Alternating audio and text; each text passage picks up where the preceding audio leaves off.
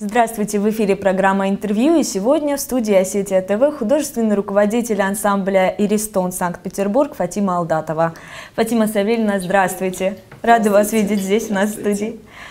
Фатима Савельевна, вы уже много лет живете в Санкт-Петербурге, и, наверное, домой приезжать получается не так часто, но на этот раз повод для визита у вас очень хороший. Это презентация фильма «Эхо ветра». Расскажите о своем участии в этом проекте. Да, вы правы, Яночка.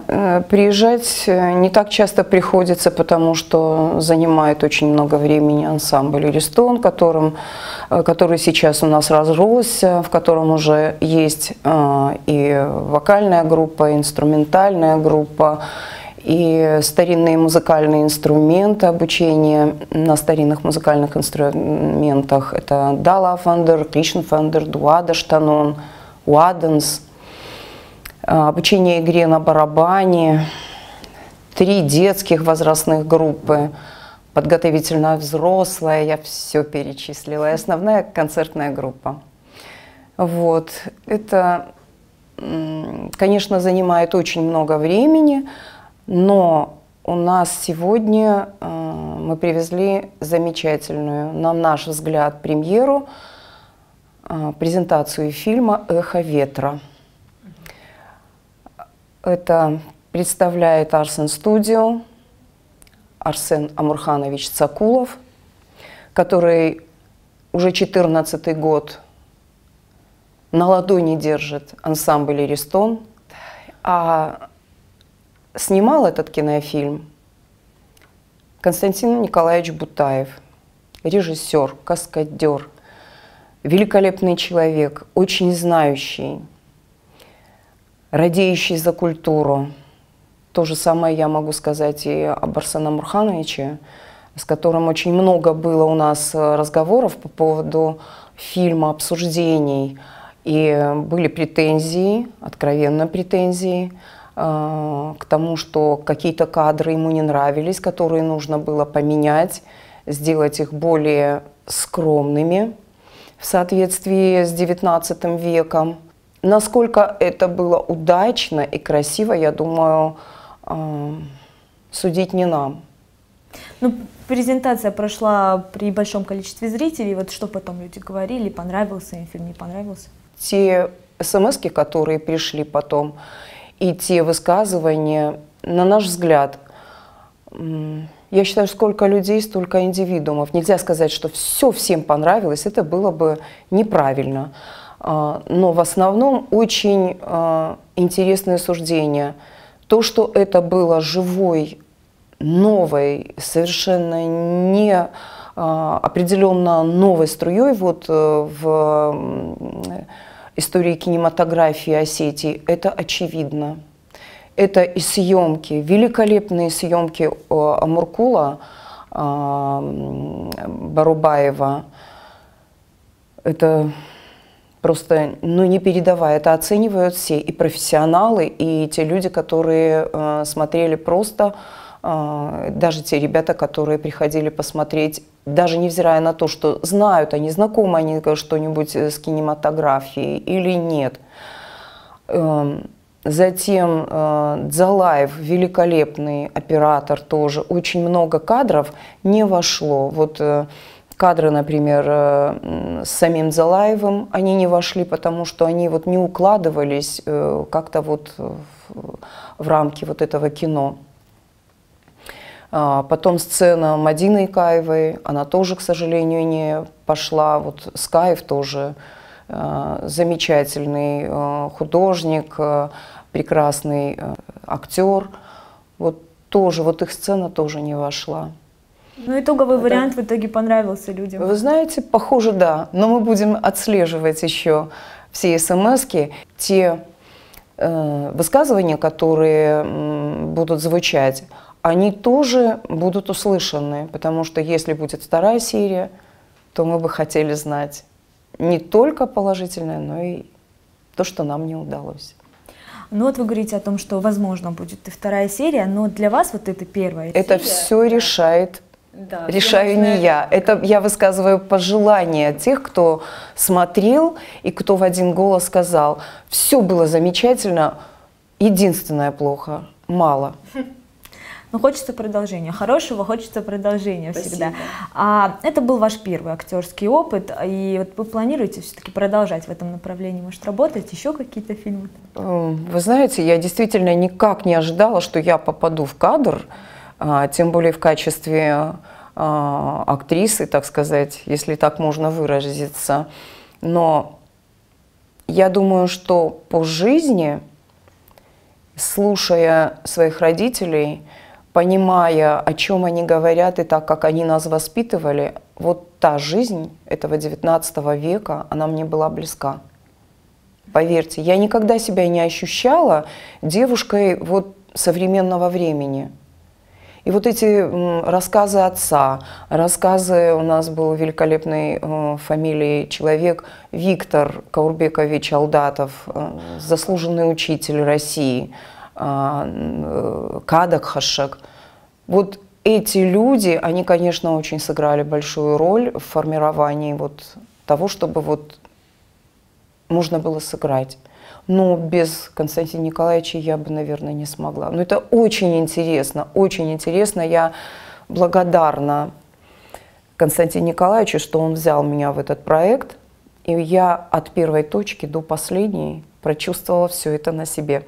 Эти 11 ступенечек, по которым я таскала ведро с молоком, медное ведро, это было, конечно, незабываемо.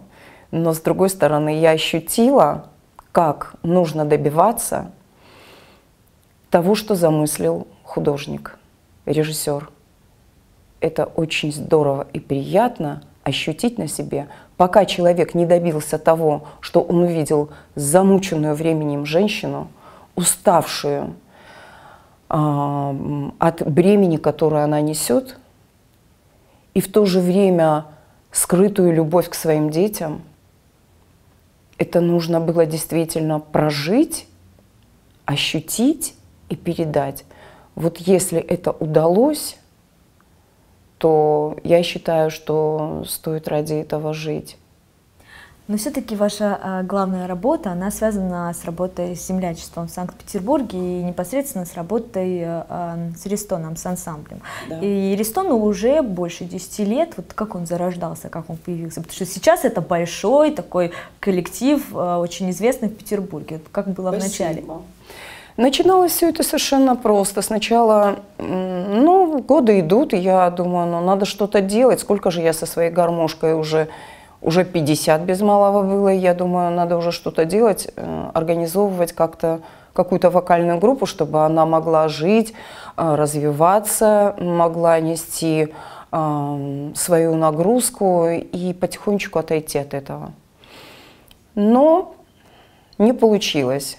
Как раз вот передаю огромный привет тем первым ребятам, которые стояли у истоков. Это Казбек Лалиев, Губиев Эльбрус, Дзырас Адзлиева. Это были вот те ребята, которые были первыми иристоновцами.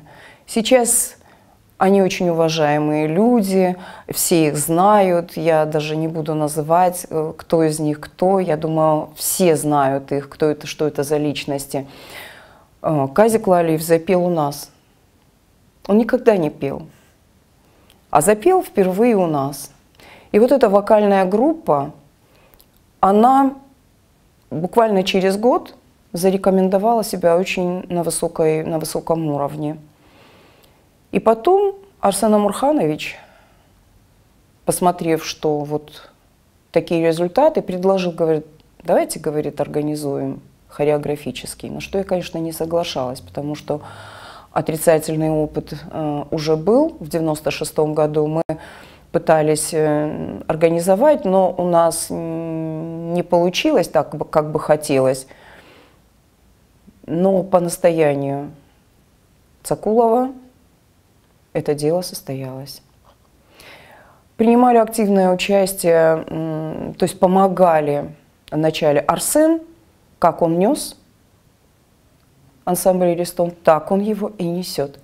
Но не могу не упомянуть о Мисикове Тамимуразе, не могу не сказать о ныне покойном Пухаеве Алане, Булоеве Таймуразе. Вот они помогали ансамблю. Огромное им спасибо.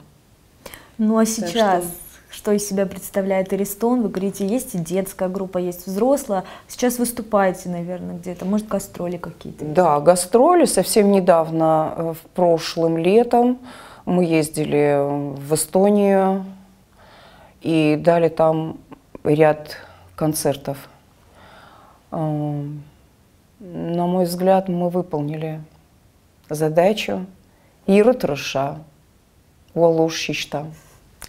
Фатима Савельевна, а кто сейчас танцует в Иристоне? То есть только студенты из Осетии? Или вы набираете всех, кто желает танцевать? Учитесь? Нет, так нельзя. Нет, к нашей культуре тянутся все, Яна. Это удивительно вообще. Вот 2 года назад пришел молодой человек с нашими ребятами. Они учились в военмехе, и пришел китаец. Представьте себе, да, китаец, который пришел и сказал: я хочу танцевать в Иристоне. Я говорю: ну а как вы вот вообще себе представляете? Я хочу танцевать симт. Действительно, он выучился танцевать симт. И он, знаете, такие слова удивительные сказал: мне хочется что-то сделать, но такое впечатление, что я не могу показать себя, вот полностью показать все то, что я хочу выразить. И мне приходится что-то удерживать в себе. То есть, понимаете, вот эта культура, этот танец настолько на него действовал, что он понимал внутреннюю сакральность нашего танца. И вот это было удивительно.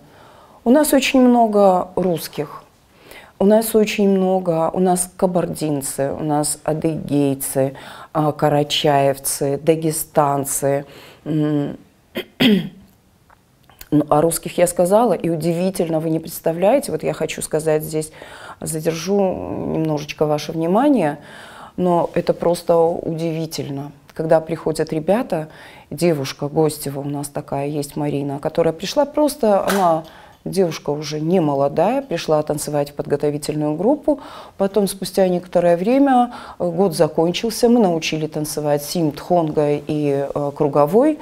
И я, в общем-то, хотела с ними попрощаться. Тогда она подходит и говорит: пожалуйста, не выгоняйте меня, оставьте меня еще на 1 год в подготовительной. Я говорю: ну тебе же будет неинтересно. Нет, будет интересно. Мы открываем осетинский язык. Первый, кто записывается на осетинский язык, это была Марина Гостева. Она стала изучать, она стала с нами разговаривать, она стала изучать стихи. Потом, после этого, она приехала сюда, познакомилась с культурой Осетии. Она держала пост, верите, чтобы пойти на наши святые места, потому что она все это выспрашивала. Теперь она читает нарты Катчета, не на осетинском, правда, но на русском. Вот такие вот русские ребята. Ну, то есть ваша задача не только показать, как осетины танцуют и какая у нас культура, но и привить это другим национальностям, может быть, Конечно. Показать изнутри, как это выглядит. Нельзя только жить обособленно, нельзя, мы должны расширять эти рамки. Я очень не люблю слово толерантность, потому что оно означает терпимость. Нет, не должно быть терпимости. Во всем этом должна быть любовь, открытость чувств, открытость, умение обнять друг друга. Вот только тогда мы восстановим нашу бытность. И очень бы хотелось, чтобы мы наконец, вот услышьте меня, пожалуйста, наконец-таки, чтобы мы могли обнять друг друга, чтобы мы радовались тому, что мы встречаем друг друга, что мы любим друг друга. Не надо завидовать никому, люди, я вас просто вот клянусь, я умоляю.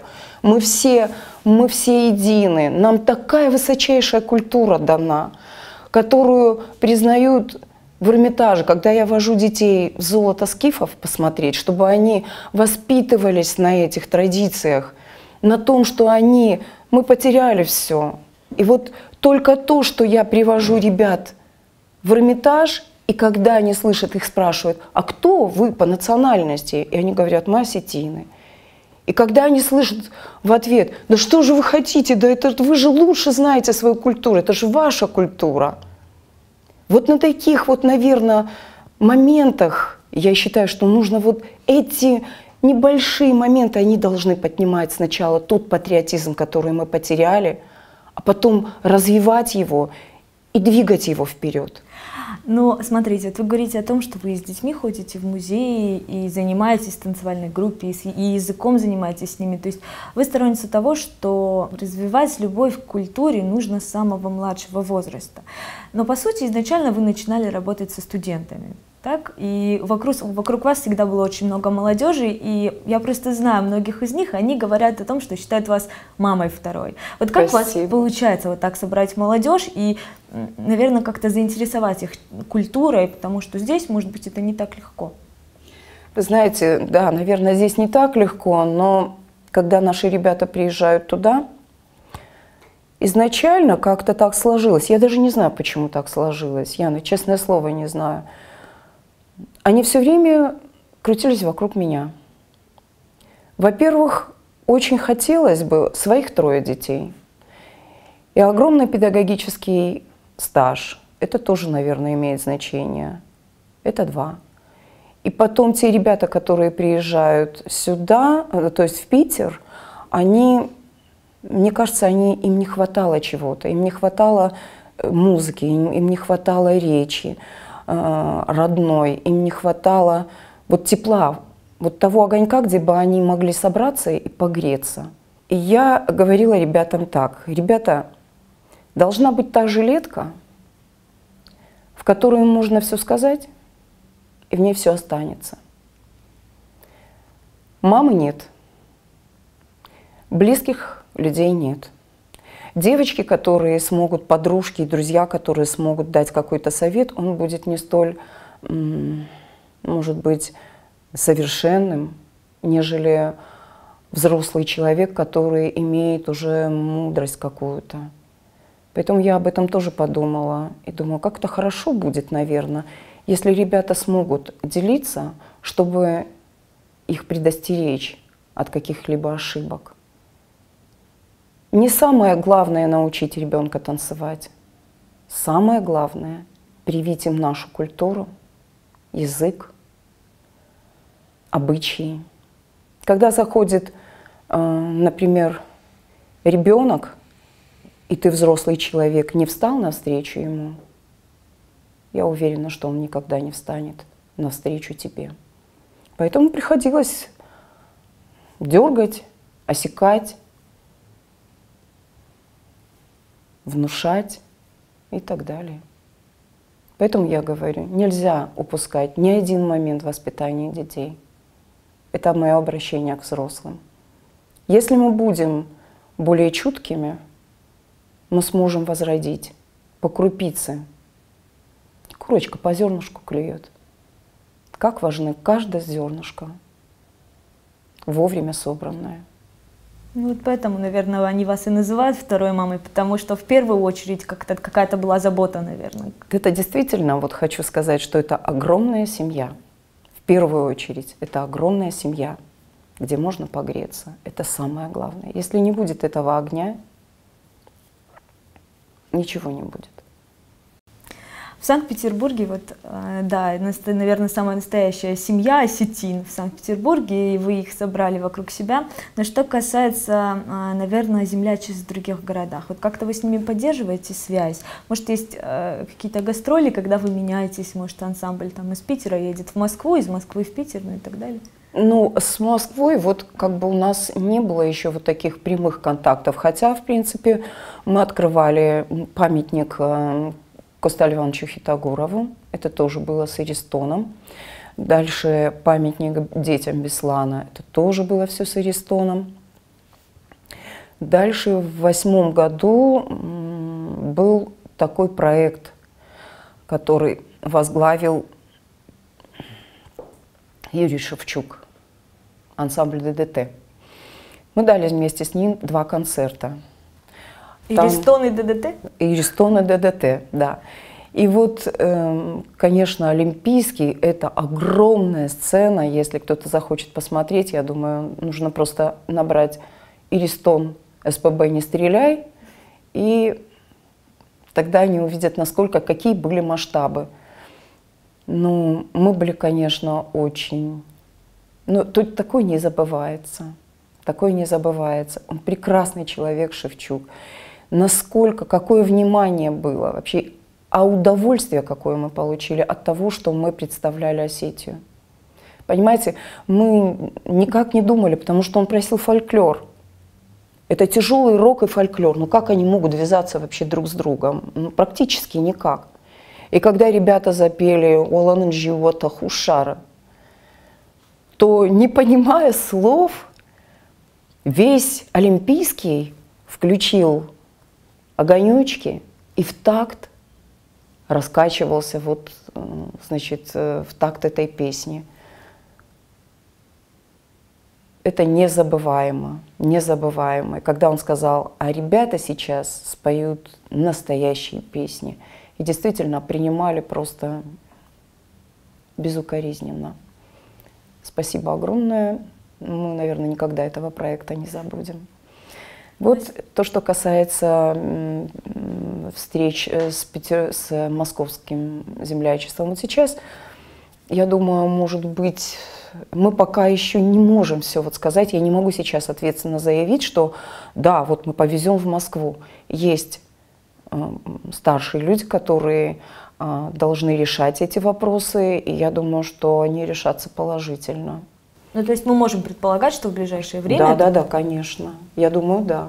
Москва рядышком. Да, а что касается Осетии, может, сюда приедете с концертом, может, даже совместным каким-то большим проектом? Вы знаете, мы планируем, но я вам скажу, мы очень переживали, когда мы везли сюда фильм. Поверьте, это самая ответственная публика наших земляков. Очень ответственно, это очень волнительно, потому что где-то мы чего-то можем упустить и где-то не досмотреть, не донести. Здесь нужно, чтобы все было на высшем уровне. Но опять, чтобы нас не судили очень строго, я еще раз говорю, неважно, насколько профессионально они танцуют. Почему? Потому что главная задача, я всегда разделяла, главной задачей присутствия этих ребят в Петербурге является учеба. Если у него сплошные неуды, значит, ему сказано, ты больше в Иристон не приходишь, пока не будут сданы все неуды. Это самое главное. И я думаю, никакой маме это будет неприятно, что он танцует, а его выгоняют с института. Зачем? Правильно расставить приоритет. Правильно, я тоже так считаю.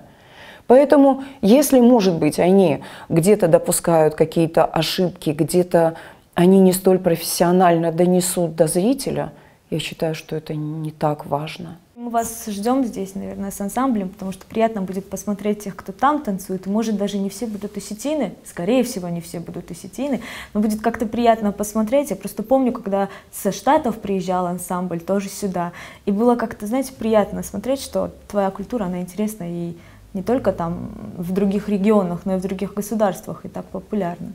Приятно. Да, согласна с вами.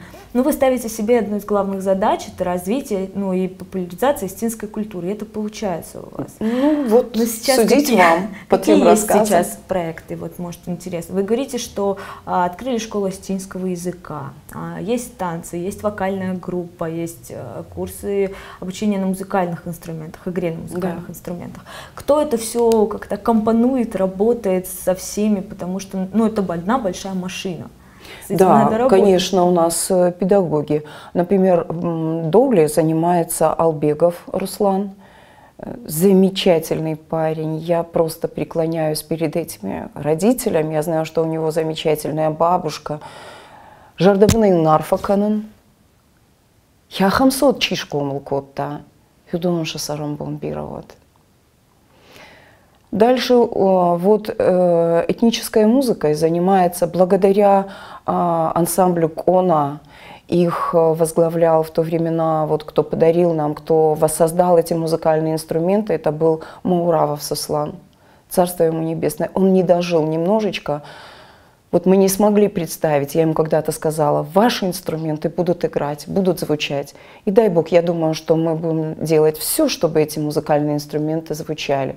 Пока сейчас вот мы осваиваем, но мы уже представили зрителю звучание Уаденс, Клишенфендер, Дуадаштанон и Далафендер.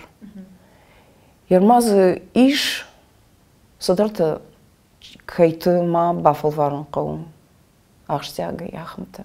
Ну, работы очень много. Да, и возглавляет наш питерский парень. Мама русская, а отец Джоев, великолепные люди. И он тоже пришел вот так вот, вот такой же сумасшедший парень. Когда мне сказали, что, вы знаете, он вообще сумасшедший. Я говорю, да, мне нужны сумасшедшие. И вот так вот получилось, что он сейчас вот занимается вот этнической музыкой. Вокалом приходится заниматься собой, самой, дома, потому что не хватает места, поэтому приходится заниматься дома. Это удобнее, потому что все тут же. Мы устали, мы чай попили, мы посидели, поговорили, что-то посмотрели и так далее, и так далее. Ну, может быть, что-то изменится. Вот так мы работаем. Ну, так как очень много работы, наверное, домой в Осетию приезжать получается не так часто, да? Вот как часто получается все-таки? Ну, вы знаете, я бы не сказала. Я все костюмы шью здесь.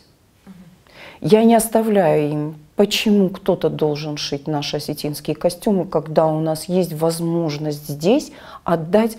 Пусть люди зарабатывают здесь. Мы все равно платим, но нам приятнее от того, что мы отдали эти деньги, они остались здесь, в Осетии.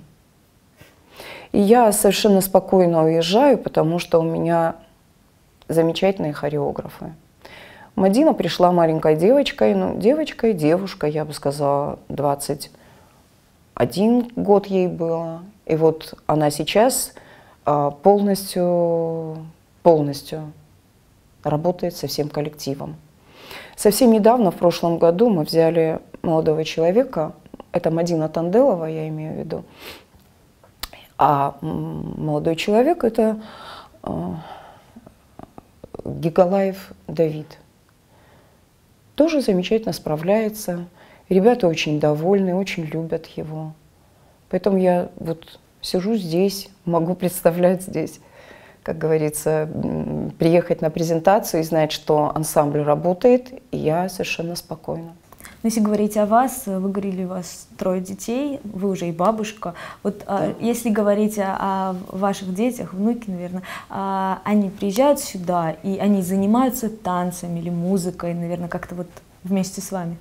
Вы знаете, это как раз вот в 96-м году, когда первый раз мы организовывали ансамбль «Иристон», первый состав, скажем, вот тогда туда и попали все дети наши. И Арсена Цакулова, и Мисикова Таймураза, и Алиевские дети, и мои дети, естественно, взрослые, старшие все. Да, они танцуют, они, вот, к сожалению, игра в одни ворота. Они отвечают на русском, но понимают осетинский язык. Младшие девочки, внучки, они ходят, да, они ходят на танцы, им очень нравится, таскают постепенно, значит, у меня все костюмы находятся дома, и поэтому они частенько делают такие набеги, наряжаясь в эти костюмы и представляя, как это красиво, с длинным шлейфом, надевают эти большущие платья и вот таскают их по квартире. Им очень нравится все это. Но вы в Петербурге окружили себя там всем осетинским, да, и танцы, да, и язык, но все-таки, наверное, как-то скучаете по Осетии. Скучаю. А вернуться? Очень. Знаете, вот этот вопрос действительно замечательный, он очень трогает душу. Мне даже тяжело об этом говорить. Но, наверное, каждому человеку Господь определяет какое-то место. Я была очень удивлена, когда в 1972 году ехала туда, я вышла замуж со своей гармошкой. Получилось так, что Калманова уехала сюда. Она жила там. Это была гармонистка единственная, которая играла в Остинском землячестве. Вот волей судьбы, верите. Мы поменялись местами. Она уехала сюда, а я уехала туда. И вот до сих пор никак не могу дождаться, когда же кто-то все-таки приедет к нам. На ваше место. Да не на мое место. Просто приедет. Почему до нас не доезжают? Вот сейчас вот совсем недавно переехала девочка Залина Зукоева. Великолепная девочка. Но у нас не получается никак играть вместе. Я тоже гармонистка, но не получается, потому что она все время учится. Но теперь она мне уже твердо обещала, что теперь у нас будет и гармошка тоже. То есть не одна, даже две. Но работа в Санкт-Петербурге у вас кипит, и планов, я уверена, громадье. Еще очень многое не сделано, и, наверное, еще предстоит сделать. И мне кажется, интерес к остинской культуре и среди остинских студентов, и среди вообще жителей Петербурга, он будет только расти, тем более, когда вот вы руководите всей деятельностью. Вот, правда, приятно, наверное, работать, потому что отношения как вот мамы. Вам спасибо за вашу работу и спасибо за интересную беседу. Ждем вас здесь уже, наверное, с Аристоном. Спасибо большое. Постараемся соответствовать Спасибо еще раз. Требованиям Осетии. А я напоминаю, что сегодня в студии Осетия ТВ была художественный руководитель ансамбля «Иристон» Санкт-Петербург Фатима Алдатова. С вами мы увидимся ровно через неделю, в следующий понедельник. Меня зовут Яна Гайгиева. Всего доброго и до встречи.